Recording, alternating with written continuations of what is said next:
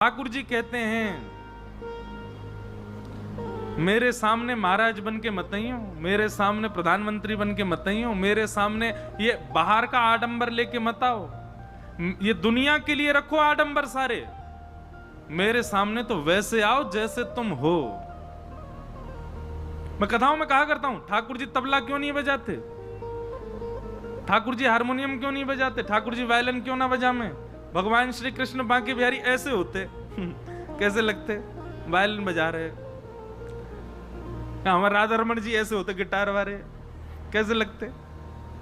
श्री कृष्ण ऐसे ही हैं, क्यों, वंशी बजाते हैं। उसके पीछे भी कारण है कि वंशी वाद्य का एक स्वरूप है और उस वाद्य की एक खूबी है जो किसी वाद्य में नहीं है। क्या, कि वंशी पोली होती है। वंशी में 7 छिद्र होते हैं, 6 छिद्र स्वर के और 1 छिद्र जिससे उसमें प्राण पिरोए जाते हैं। छिद्र क्या है, दोष क्या है, किसी के अंदर काम है, किसी के अंदर क्रोध है, लोभ है, ये सारे दोष छिद्र हैं हम सबके अंदर।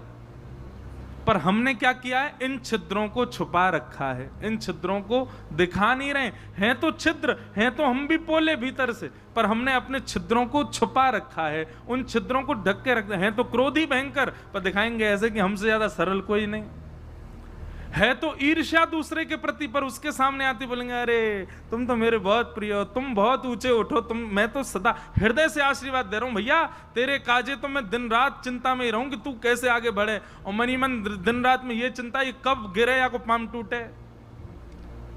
हैं कुछ, दिखाते कुछ हैं। वंशी को भगवान ने अधर पर इसलिए धारण किया क्योंकि वो जैसी है वैसा स्वयं को प्रस्तुत करती है, अपने छिद्रों को नहीं छुपाती, अपने पोलेपन को नहीं छुपाती। ठाकुर जी बोले, जो इस प्रकार का है, जो जैसा है वास्तविकता प्रस्तुत करता है, वो मेरे अधर का अधिकारी है।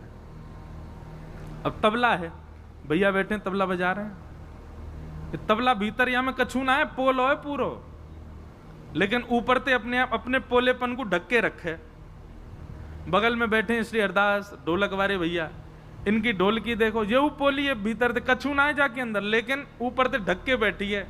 सबन को यूं दिखा रही, देखो मैं कैसी मोटी तगड़ी, भीतर मेरे बहुत कछू है, फोड़ के देखो तो कछू नहीं है। लेकिन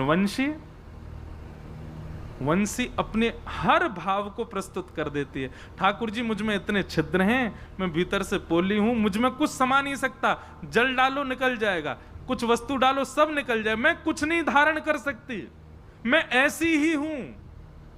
ठाकुर जी बोले, तैने अपने आप को छुपाया नहीं है, तो चल आजा, तो को मैं धारण करूं। ठाकुर जी ने अपने अधर पर धारण करे। कहने का अभिप्राय क्या,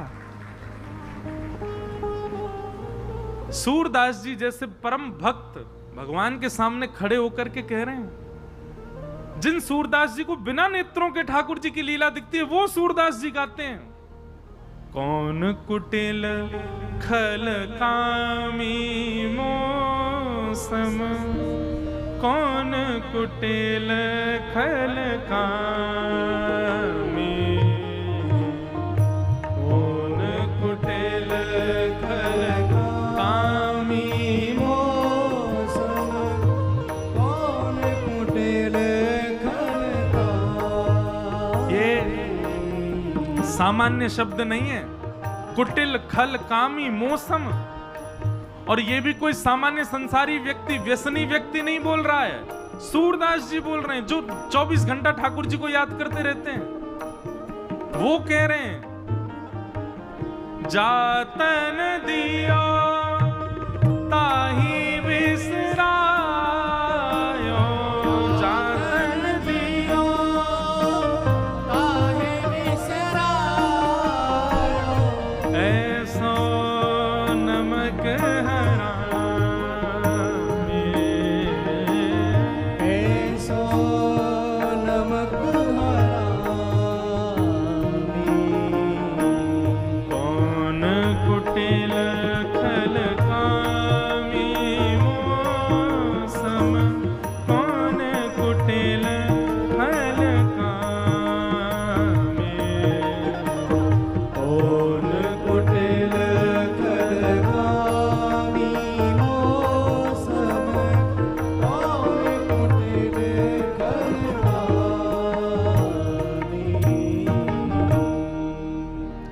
उन्होंने क्यों गाया? सूरदास जी महाराज जैसा परम वैष्णव, परम भागवत अपने आप को कह रहा है, और सूरदास जी ने पंक्ति पता क्यों गाई? क्योंकि 24 घंटा में एक क्षण के लिए सूरदास जी ठाकुर जी को भूल गए। एक क्षण के लिए, एक क्षण के लिए उन्होंने कहीं और, उनको या तो पाम में कछु लग गए होगो, चलते चलते गिर गए होंगे, तो नेक देर के काजे अपने तन की स्थिति पर ध्यान चलोगे हो, इतनी ग्लानि हुई कि मैं एक क्षण के लिए क्यों भूल गया, तब गाने लगे। हम तो 24 घंटा में क्षण निकाल के ठाकुर जी को याद करें। 24 घंटा संसारी घूमते रहे मन में। हमारी स्थिति कैसी है? हम 24 घंटा में ठाकुर जी के लिए समय निकालते हैं, और सूरदास आदि कैसे ये 24 घंटा में संसार के लिए समय निकालते नहीं, तो ठाकुर जी में ही लगे रहे हैं।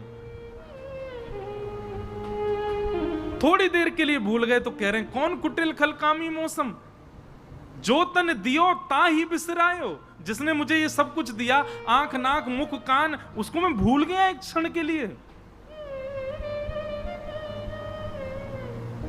बहुत ऊंची स्थिति है भैया। हम आप सब तो सुन लें, बस यही तो काम बना लें अपनो, हम पहुंच तो पाएंगे नहीं यह स्थिति में।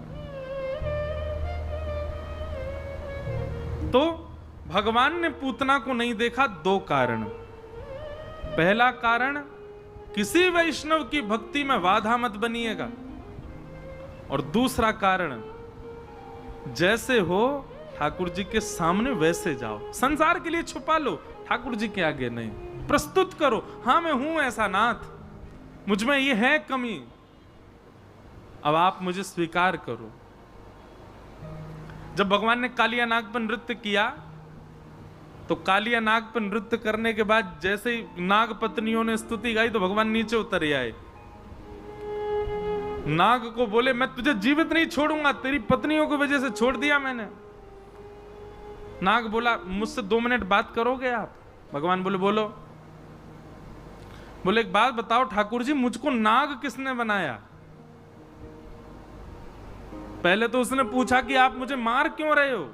भगवान बोले तैने हमारी यमुना विषैली कर दी, तैने हमारे कितने ब्रजवासी बंचर जीव वो यहां आके जल पी में, उनके मुख में विष चलो जाए, मर जामे, या हमारे तो मार रहे हैं क्योंकि तैने हमारी पवित्र यमुना विषैली कर दी।